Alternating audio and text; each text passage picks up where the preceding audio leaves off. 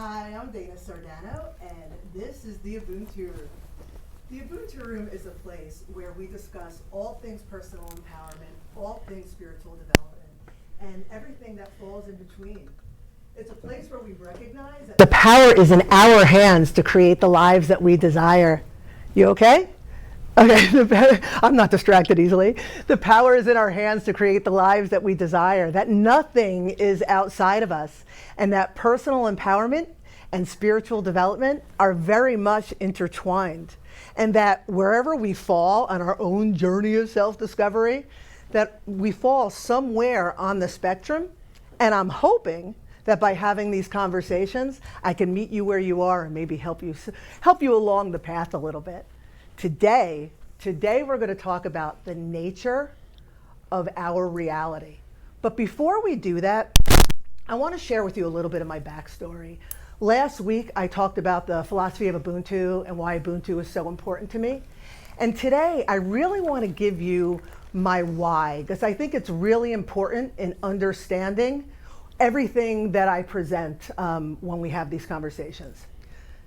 So in January 2015, excuse me, in January 2015, I was tutoring for the SATs after school one day. I was already 20 years in my career as an educator, and you know, my side hustle was to tutor for the SATs.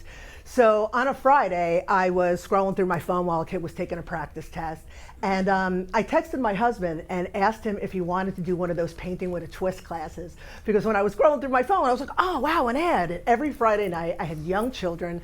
I was fortunate enough to have a babysitter, and we would, like, you know, do adult stuff, which was Costco, Target, early dinner, coming home before 8 o'clock. So I wanted to do something different. So I texted him and was like, let's do one of those painting with a twist classes. You know, the ones where, like, you go and you drink a bunch of wine with people and you paint like a palm tree or a turtle or an octopus or something. And so I texted him and he was like, no, I'm not gonna paint and hang out with a bunch of women and drink wine. He's like, but what I will do is I'll take you to Michael's, I'll buy you anything you want, and we'll go and we'll paint at home. I was like, sweet. So we go to Michael's, no idea what we're doing, buying the value packs and the cheap paints and the, you know, the brushes on sale or whatever it is. And we go home and I was like, Robbie, I'm gonna paint you an elephant, because I saw this elephant that was in the ad and I had remembered it. So I paint him this elephant and I show it to him and he's like, oh my God, I think you're good. I was like, oh my God, I think so too. And something happened that day. That little girl that wanted to be an artist when she grew up, the creative one, the one that used to make hats for her hamsters, that little girl who had lain dormant for decades woke up and could not stop painting. There was no putting her back to sleep. So every day I would go to work, I would come home, like I said, I had young children, I'd feed them, I'd put them to bed, I'd put the sheet on the dining room table and I would paint. And I did this. I can't even tell you the amount of paintings that I painted. I couldn't stop. I had a beautiful office at work and I had them all hanging in my office. I was giving them away. I was like, you get a painting. And I was like Oprah. I was like out of my mind. And this went on for a couple of months where I would see images on the internet, the interwebs, Freddie, and I would see images on the internet and I would replicate them in my own style. And then one day I painted a mother-child painting, and then that aspect of motherhood woke up in me, like, again, like I mentioned, I had 2 young children, and I started painting mother-children feverishly. And then I started painting women alone, and that was the birth of the Ubuntu girls, and I'm painting these women. And then somebody commissioned me to do a painting, and I was like, I can get paid for this.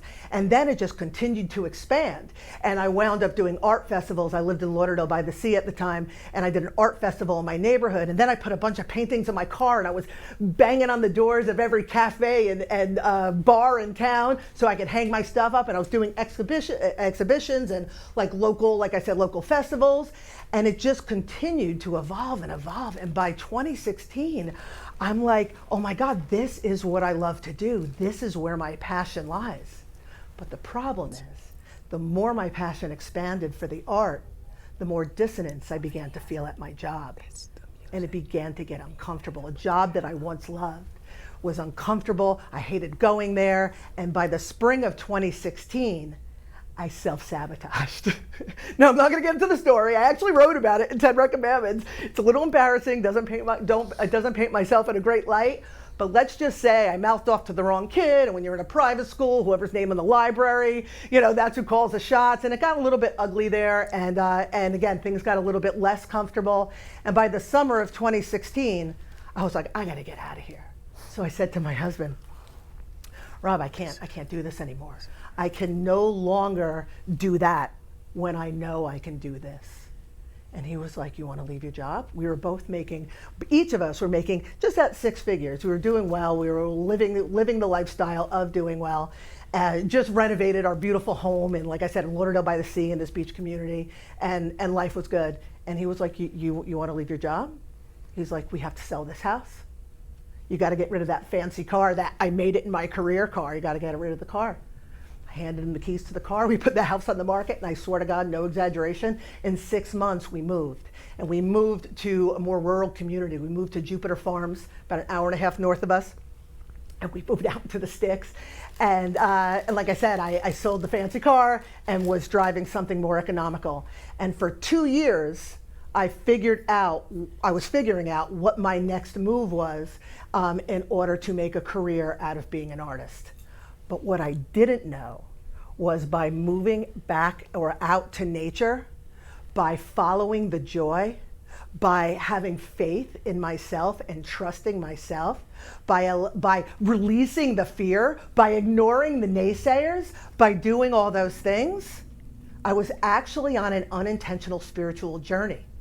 And on that journey, I began to expand. My spiritual gifts began to expand. I began to align with people who were in similar fields, other artists, Reiki healers. Excuse me. I didn't even know what a Reiki healer was before this happened. Psychics, mediums, aura readers, all these people of the like. And then more opportunities came my way. And then my creativity expanded even more. And then I ultimately wound up opening an art gallery and intuitive lounge in Stewart, which I ran for 4 years. And then that evolved. I partnered up with an old friend of mine from college, and we created an online university. So people who had missions and people who had things that were of their heart and soul and they wanted to teach, they could teach on this platform. Then that evolved into a publishing company where we could publish my books that I began writing in this renaissance of mine, and other people who had similar missions.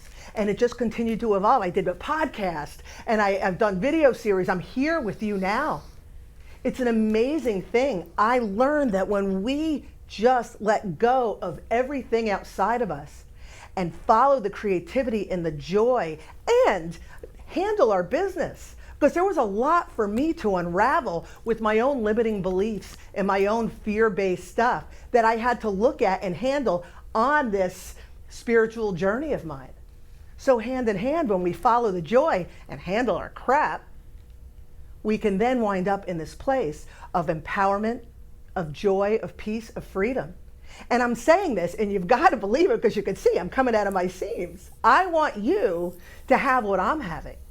And that is why I've dedicated my life to writing the books, to creating the video series, to creating the artwork that reflects that personal empowerment, spiritual development, because it's not out of reach for any of us. So that's my why. With that said, I want to share with you a piece of my creativity. So last week I shared my Ubuntu Girls cards that are all about empowerment and stuff like that. This week I want to share a deck of cards that I created with my dear friend Anne-Marie Scorti. It's my artwork. These are all based on paintings that I've created. Ooh, that was almost a disaster. And all of her profoundly enlightening channeled messages that she's channeled from the higher realms. So I chose one today. This painting was actually a stab at watercolor. At one time I did like 3 watercolor paintings. I stuck with acrylic, but it's called Ede because it reflected the mood I was in when I painted her. But the name on the card is The Nature of Your Reality. All is created from thoughts you project, which are based on your beliefs. And these beliefs dictate the nature of your reality. Discover what you believe, and you will understand your life up until this point. It is then for you to recognize the beliefs that are not in line with who you are. Who you are just means the essence of your being, the aspects of yourself, which are the real you, not the you that you believe yourself to be. If you truly desire to be the master of your life, and indeed you are, whether you are aware of this or not, you will be so on a conscious level once you comprehend your beliefs and restructure and rebuild the foundation of this system with intentional understanding based on truth. In other words, everything in your reality is created based on what you believe about yourself and the world around you. And if you look around and you don't appreciate or enjoy the world you've created, the life that you live, then it's time to look at your beliefs. We don't realize it that much of our belief system is created in our formative years, and we leave it unchecked, and we create lives not even realizing, because we think life is happening to us, and we feel victimized at times because my boss is a jerk store and my husband doesn't understand me and my kids are unappreciative and all of those things. But the reality is, it is our perspective what aligns us with these experiences. So if you'll indulge me, and then I'll pass it back to Freddie and Dawn, I just want to share one more thing with you. This is 10 Recommendments for Personal Empowerment. If you're looking to create some changes, this is the book. This is the first of a trilogy. I don't know if you can see, they're hiding behind my thing over here, but those are the other two in the trilogy. But I just want to read something for you from the third recommendment. I actually have I have Freddie's card as my bookmark. It was on my desk. I was like, oh, that's Freddie's face. Anywho, in the third recommendment, I talk about beliefs and how we perpetuate patterns that sometimes don't serve us. And I talk about the child's belief. And I talk about one specific child belief. Now, we have a billion of them that we take with us, right? But one specific child's belief. And I tell the story, and the more segments I do, the more stories I'll tell about my backstory as a child. But basically, the mother didn't love me, and my father, sucked, and my brother was a jerk, and my mother, all of that stuff to give me the belief that my needs do not matter. Now, I can't imagine most people who are watching this cannot align with that or something similar to that, but my needs do not matter. But what's important here is 10 patterns that I carried through life based on that one belief. It's powerful. Continued pattern of always putting other people's needs first. You know who you are. Continued pattern of always feeling like you're getting the short end of the stick. Continued pattern of attracting takers, always feeling like my kindness is taken for granted. Continued pattern of overcompensating for people who are not meeting my needs. That's like my number one, bing, bing, bing. Continued pattern of disappointment and despair in inequitable relationships. Continued pattern of not properly setting boundaries for myself. Continued pattern of accepting less than I want or need in any given situation. Continued pattern of not feeling comfortable or worthy of communicating my needs. Continued pattern of settling for less than I desire. And the last one, continued pattern of continuing relationships that no longer serve me, because even though I feel taken for granted and this makes me uncomfortable, it is a feeling I recognize, so I stay. It is such a powerful thing what happens to us, and we don't even realize it. And it's important that we examine our beliefs and where they come from. That is square one, because our beliefs create our realities. So I'm going to give you some homework. I want you to think about what I said, but I want you to look at your lives, and I want you to find one thing that you don't love about your life, that you would like to see improvement. And then I would like you to really resist again, my boss is a jerk, my husband sucks, my kids are ungrateful. Like, I want you to really try to resist that and look at it from a removed, non-biased perspective and ask yourself, what is my belief about the situation? Maybe I stay in the relationship because I feel I'll never find any better. Or I'm just lucky to be there. Or I convince myself that I rationalize the whole thing. Why am I doing that? And continue to look at yourself and ask yourself the questions and trace it back to the root of that belief. And when you do that and you begin to untangle that, you will see many other beliefs and many other patterns will untangle as a result. And it's a sucky process, and it is uncomfortable, and I hate doing it, but it gets easier and it gets better. And then life becomes freaking glorious. Trust me when I tell you. If you need assistance in the process, I write a ton of books. I've made this my mission because, again, like I mentioned earlier, I want you to have what I'm having. So thank you for listening. Thank you for indulging me. I'm looking forward to seeing you next week. And All right. Ubuntu. I have so many questions for you. Oh my God, I love it.